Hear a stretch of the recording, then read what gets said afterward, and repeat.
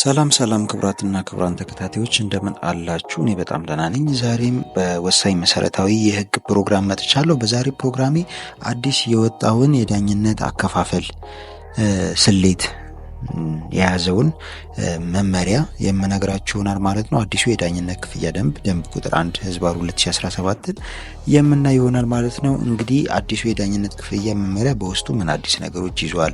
መመሪያው እንግዲህ ታትሟልና እንግዲህ ከዚህ በኋላ በሁሉም ፍርድ ቤቶች ተግባራዊ ይሆናል። ታትሞ ተግባራዊ መደረጉ ምንድነው አሉታዊና አዎንታዊ ጎኑ የሚለውን ለማየት እንሞክራለን ማለት ነው። እንዲሁም ክስ ለማቅረብ የሚከፈሉ የዳኝነት ክፍያ ምጣኔዎች ምን ይመስላሉ የሚለውን አሁን የምነግራችሁ ይሆናል ማለት ነው። ለዚህ ቻናል አዲስ የሆናችሁ ቻናሉን ላይክ፣ ሼር፣ ሰብስክራይብ በማድረግ አብራችሁኝ እንድትቆዩ በታላቅ አክብሮትና ትህትና ጠይቃለሁ።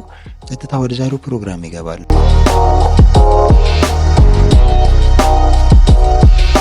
እንግዲህ የፌዴራል ፍርድ ቤቶች እስካሁን ድረስ የሚጠቀሙበት የዳኝነት ገንዘብ አከፋፈል የህግ ክፍል በ1945 ዓ.ም የወጣ ነበር እና ምንም ማሻሻያ ሳይደረግበት የቆየ በመሆኑ አሁን ካለው ኢኮኖሚያዊ ሁኔታ ጋር ያልተመጣጠነ እና በ1945 የወጣው የዳኝነት ገንዘብ አከፋፈል የህግ ማስታወቂያ ደንብ ያልሸፈናቸው ጉዳዮች ስለነበሩና ስለተፈጠሩ ከጊዜው ጋር የሚሄድ አዲስ የዳኝነት አከፋፈል መመሪያ በማስፈለጉ እንዲሁም ደግሞ የፌዴራል ፍርድ ቤቶች ከደረሱበት የዳኝነት አገልግሎት አንፃር ተመጣጣኝ የሆነ የዳኝነት ክፍያ እንዲከፈል በማስፈለጉና የዳኝነት አገልግሎት ስርዓቱንም ለማዘመን አጭር፣ ቀልጣፋ ለማድረግ በአጠቃላይ ጊዜውን የዋጀ ዘመናዊ ክፍያ ስርዓትና የሚሰጠውን የዳኝነት አገልግሎት ያማከለ የዳኝነት ክፍያ ደንብ በማስፈለጉ ከ73 ዓመታት በኋላ ይህ አዲስ የፌዴራል ፍርድ ቤቶች የዳኝነት ክፍያን መወሰኛ ደንብ ቁጥር 1/2017 በሚል ጸድቆ በፌዴራል ነጋሪት ጋዜጣ ሚያዝያ 29 ታትሞ በሁሉም የፌዴራል ፍርድ ቤቶች ተግባራዊ ሆኗል ማለት ነው። ለመሆኑ የዳኝነት ክፍያው ምንድነው? የዳኝነት ክፍያ የሚባለውስ ምንድነው የሚለውን ከማየት እንጀምራለን ማለት ነው። የዳኝነት ክፍያ ማለት ክስ፣ የተከሳሽ ከሳሽነት ክስ፣ መስቀለኛ ይግባኝ፣ መስቀለኛ መቃወሚያ ወይም የሰበር አቤቱታ ያቀረበ ወገን ለሚያገኘው ዳኝነት አገልግሎት በፍትሐብሔር ስነ ስርዓት ህግ አንቀጽ 215 መሰረትና በዳኝነት ክፍያ ደንብ ቁጥር 1/2017 መሰረት የሚከፈል ክፍያ ነው የዳኝነት ክፍያ የሚባለው።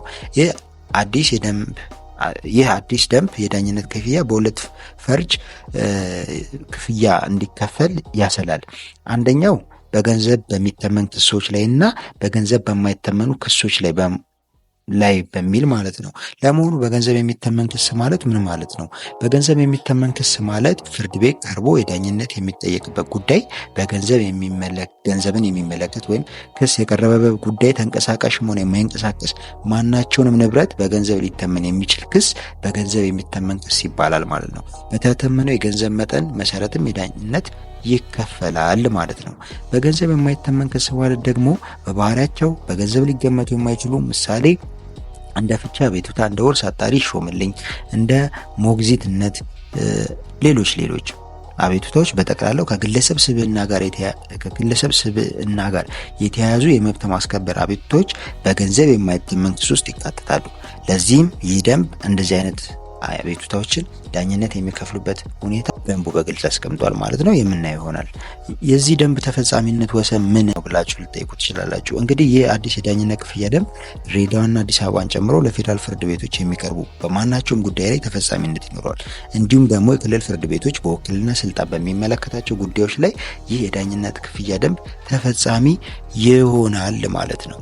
በመሆኑም ከዳኝነት ክፍያ ደንብ ነፃ ያልተደረገ አቤቱታ በሙሉ ለፍርድ ቤት ዳኝነት ሲቀርብ አቤቱታውን ያቀረበው ወገን ዳኝነት መክፈል አለበት ማለት ነው። የዳኝነት አከፋፈል ደንብ ቁጥር 1/2017 አንቀጽ 5 ንዑስ አንቀጽ ይህንን በግልጽ ያስቀምጣል። ለመሆኑ የዳኝነት ክፍያው ምን ይመስላል? ክፍያውስ የሚፈጸመው መቼና እንዴት ነው? አከፋፈሉስ ምን ይመስላል የሚለውን ለማየት እንሞክር።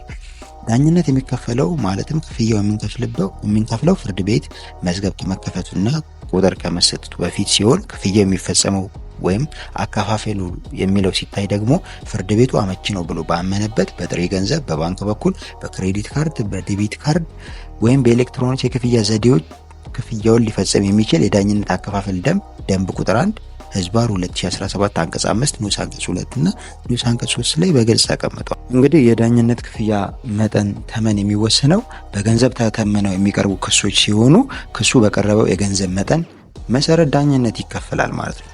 ለምሳሌ አንድ ክሱን የሚያቀርብ ሰው የክሱን ሲገምተው ከብር 1 እስከ ብር 20 ሺህ ከሆነ 10% የዳኝነት ክፍያ በመቶኛ ይከፍላል ማለት ነው። ይሄ ማለት ወደ 2000 ብር አካባቢ ማለት ነው። ከብር 20 ሺህ እስከ ብር 40 ሺህ የሚገመት ክስ ያቀረበ ሰው ደግሞ 9% የዳኝነት ክፍያ ይከፍላል ማለት ነው። ስለዚህ ይሄኛው ባቀረባችሁት ክስ መሰረት ክሱ ሲገመት ክሱ ያቀረባችሁት ክስ አሁን ለምሳሌ የመኪናውን ሰጥቶልኝ አልከፈለኝም ይሄን ያህል ብር ስትሉ ያ ገንዘብ ይተመንና ወይም ግምቱን ትጽፉና ይሄን ያህል ብር አልከፈለኝም ስትሉ በዛ ባቀረባችሁት ክስ የገንዘብ መጠን መሰረት ተሰልቶ በመቶኛ ዳኝነት ይከፈላል ማለት ነው። በገንዘብ ተገምተው የማይቀርቡ ክሶችን በተመለከተ ደግሞ የዳኝነት አከፋፈል ደንብ ቁጥር 1 ህዝባር 2017 አንቀጽ 8 ንዑስ አንቀጽ 1 ላይ በፍትሐ ብሔር ስነ ስርዓት ህግ፣ በፌዴራል ፍርድ ቤቶች አዋጅና በሌሎች ህጎች መሰረት በባህሪያቸው በገንዘብ ሊገመቱ የማይችሉ ምሳሌ እንደ ፍቺ፣ እንደ ውርት፣ አጣሪ ሾምልኝ አይነት አቤቱታዎች በጠቅላላው ከግለሰብ ስብዕና ጋር የተያያዙ የመብት ማስከበር አቤቱታዎች፣ በገንዘብ የማይተመኑ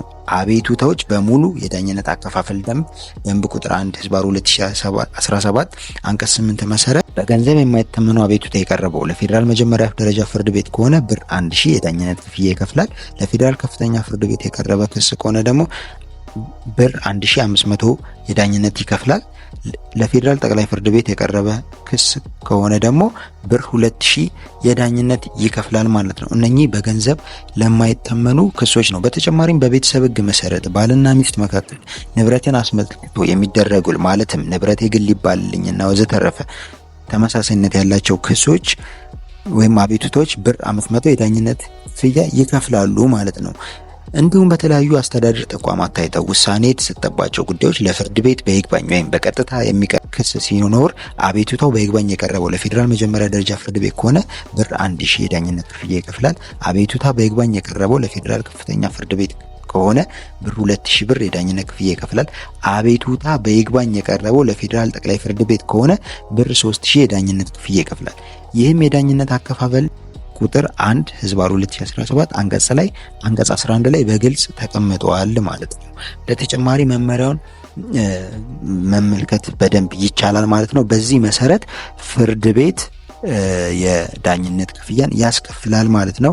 እንግዲህ የዳኝነት ክፍያ በፍትሐ ብሔር ስነ ስርዓት ህጉ 215 መሰረት ማንኛውም ክስ ወይም አቤቱታ ሲከፈት በህግ ነጻ እስካልተደረገ ድረስ ዳኝነት አይከፈልባቸውም እስካልተባለ ድረስ የዳኝነት ክፍያ እንዲከፈል የፍትሐ ብሔር ስነ ስርዓት ህጉም ያዛል። እንዲሁም ደግሞ በዚህ መመሪያ መሰረት ክሶች ለፍርድ ቤቶች ሲቀርቡ ተገምተው በሆነ ጊዜ በብሩ መጠን ተሰልቶ ዳኝነት ይከፍላሉ ማለት ነው። ካልተገመቱ ደግሞ ቅድም እንዳልኳችሁ ከብር 1000 እስከ ብር 2500 እና 2000 ድረስ የዳኝነት የሚከፍሉበት መመሪያ ደንብ ነው ማለት ነው። ይህ ደንብ በዚህ መሰረት የዳኝነት ክፍያ የሚከፈል ይሆናል ማለት ነው። በቀጣይ ደግሞ ከዳኝነት ክፍያ ነፃ የሆኑ አቤቱታዎች እና የዳኝነት ከተከፈለ በኋላ ተመላሽ የሚደረግበትን ዝርዝር ምክንያቶች የምነግራችሁ ይሆናል ማለት ነው። ለዛሬ አበቃው። ለዚህ ቻናል አዲስ የሆናችሁ ቻናሉን ላይክ፣ ሼር፣ ሰብስክራይብ በማድረግ አብራችሁኝ እንድትሆኑ ታላቅ አክብሮትና ትህትና ጠይቃለሁ። በቀጣይ ሌላ መሰረታዊ የህግ ፕሮግራም ስለምንገናኝ መልካም ጊዜ፣ ቸርን ሰንብት።